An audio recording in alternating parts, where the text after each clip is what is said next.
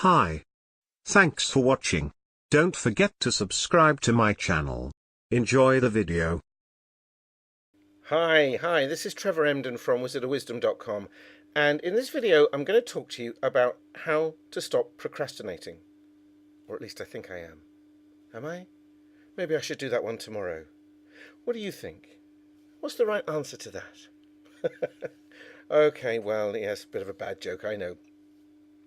How to stop procrastinating now, right now.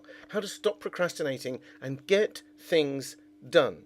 Now, procrastination seems to be pretty universal. Most human beings in every culture seem to indulge in it in some way at some time. So don't beat yourself up if you're doing it. The thing is, if it's limiting your life, then you need to know where it's coming from and what you can sort of do about it. I mean, if it's just a case of, I don't know whether to have chicken or cheese on toast for dinner, well, probably not very much is going to happen to your life, except you might be a bit hungry until you decide on something, or somebody decides for you, I guess. But what do you do if you're a student, for example, and you know you've got to study something, but the video game gets your attention more, or Facebook or something? And that can be quite serious because it could jeopardize your results and therefore your grades in your future. Or what if it's a question like, should I marry or stay unattached? That's a big one, because clearly with a question like that, no one has a definitive answer.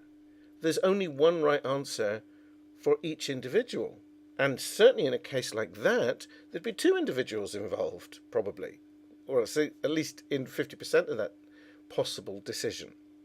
So, how do you get out of the "but what should I do" thing? Well, here's the answer, and it's simpler than you think. And because it's simple, you may kind of go, is that it? It's not enough. But it is the answer. Okay? So, here's the answer. What you're doing, okay, let's talk about why you're doing it first. The reason we do it, the reason we indulge in procrastination, especially over those big decisions, is because we're afraid we might get it wrong. But what if I did A and regretted it later and wished I'd done B? Or even thought of C, which hadn't occurred to me when I was weighing up A versus B. So we're afraid that we'll make some kind of mistake that will hurt us. Now, that fear may come from the past. I tried that once or maybe many times, and it hurt. Something happened. Right? Now, the first thing to say about that is, well, that was then. This is now. And so that's like saying, well, I played those numbers on the lottery last time and they didn't win, so they're not going to win this time. That's absurd, right? Because every single time the lottery numbers come up, it's a different, with exactly the same number of opportunities, however many millions of possible permutations there are each time. So that's one level.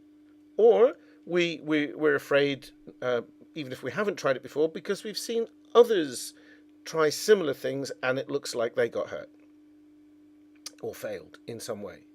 Now, failure doesn't actually really exist. Failure is just a result that didn't go according to the plan that you had. Right? So that's just a result. It's a learning curve. But let's go back to the procrastination thing, because I don't want to lose that thread. So what you're doing is you're saying, okay, on the one hand, I could do this, like I could marry, or on the other hand, I could do that, like stay unattached. Which is the right one for me? Nobody knows what's right for me except me, so now all the responsibility is on me. Eek, that's huge. And so what we try to do is to think it through. And the answer is not ever going to be in your thinking. It may come to you eventually as a thought, because that's the only way information can come to us that we can consciously pick up and then turn into action. But that's not the same as thinking about it. Because, quite simply, if you're saying, well, I'm in a dilemma, and it's A or B, and I don't know which is the better way to go, then right now you're in a place where you don't know. You just don't know. Accept it. And then let go of all of the thinking. A and B. Let go. Let the dust settle. Now, that's not abstaining or abdicating. That's, you still have the intention to get the answer. That's my focus. I want to know, if it's that decision, what is the right thing for me to do? Marry or stay unattached. But you won't get it by, I think if I do that, this person has this, and this, and this. On the other hand, if I do this, then that person, then that'll affect that and that way, but my life will be this way. And what about when I get older? And all that stuff goes around in your head. You cannot make a decision intellectually where it needs to come from is what a tutor of mine used to call head, heart, and guts. Everything has to be in alignment. Head, heart, guts. The whole thing. You'll feel it. You'll know it. But the only way you'll get there is when you let go. Now, letting go is, for a lot of us, and I have been one of the lot of us people for a lot of my life, a problem. We don't know how to do it. We think we have to control everything. And in fact, I'm now reaching, or have reached, I believe I have reached, a point in my life where I finally understood we're not in control of anything. We can choose what experience we'd like, and we can choose what thoughts to act on, but we're not actually in control of anything. We're not in control of the sun coming up. We're not in control of the world spinning round. We're not in control of how ants build nests or bees make honey or anything else. We're not in control. We like to think we are, but actually the more we try and take control of stuff, the harder our life becomes. Right? Don't try, actually. But you know what happens if you try to take control of your breathing? You can. We can breathe consciously. But it becomes incredible effort. It becomes very panicky very quickly. And you can't really do it properly. And you certainly couldn't keep it up 24 hours a day. Your body just takes over.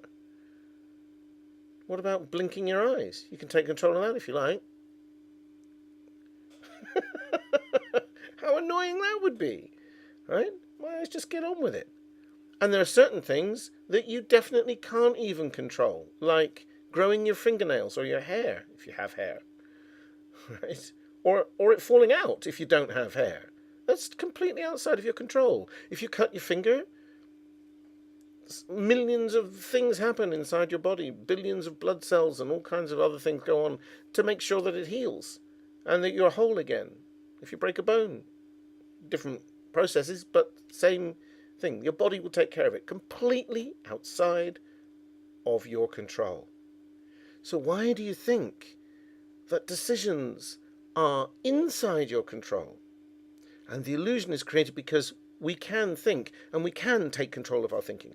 I think I'll think about this and I think I'll think about that.